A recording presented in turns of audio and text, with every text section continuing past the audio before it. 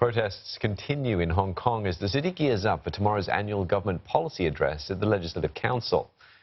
Well, tonight, crowds are gathered in Wan Chai to show their support for Daryl Morey, general manager of the NBA's Houston Rockets team. Now, Morey's tweet in support of Hong Kong's anti-government protesters recently ignited an international firestorm. This afternoon, an 18-year-old was charged with wounding with intent. The secondary school student is accused of injuring an officer with a box cutter during a protest in Kwun Tong on Sunday. If convicted, he faces a maximum sentence of life imprisonment. Meanwhile, Hong Kong's High Court has granted an injunction to stop protesters blocking, damaging or pointing lasers at police housing. The homes of officers and their families have been frequently targeted by demonstrators. For more on this, our correspondent Wai Kit joins us.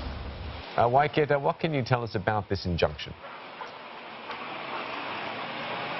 Well, the quick background is that there have been previous cases when protesters gathered outside the living quarters of police officers and threw things like petrol bombs or acid bombs or vandalized the area. So it caused a concern for people living inside and around the quarter. So that's the basic background to it. Now, what this court order means is that anybody who is now found to do these things, such as, like you said, blocking the roads or pointing laser pointers at the police quarters, will now face a maximum penalty of a fine and a jail term.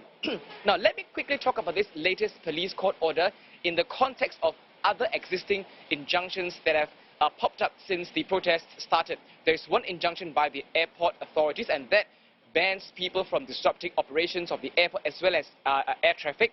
There's also an injunction by the MTR stations which prevents or bans people from vandalizing or destroying the facilities at MTR stations. But I must point out that these two injunctions have not been 100% effective because people continue to breach these court orders. So whether or not this latest police court order is effective remains to be seen.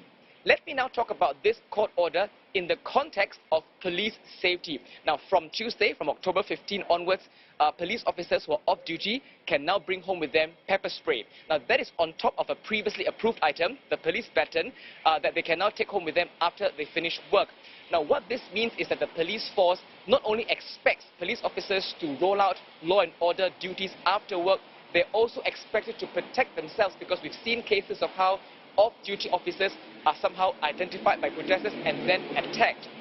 Now, let me now take a few steps back and talk about this in its entirety, what this means for Hong Kong with this latest police injunction. What this tells me is that the authorities are evolving in the way they deal with protests. And this is important because the protesters themselves have evolved from their tactics from very early on, hit-and-run tactics, to now very blatant attack of officers, burning officers, as well as, you mentioned earlier, cutting an officer's throat in close range. Now, we also need to point out that on Tuesday morning, Chief Executive Carrie Lam also said that she will use every means to deal with the ongoing violence. So, in its entirety, with all these injunctions and safety measures are taken into consideration, this tells me that the authorities are evolving in the way they deal with the ongoing protests.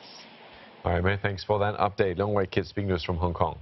Well, earlier today, a war of words between Hong Kong Chief Executive Carrie Lam and US Senator Josh Hawley. Mrs. Lam rejected comments made by Senator Hawley, who said Hong Kong was sliding into a police state.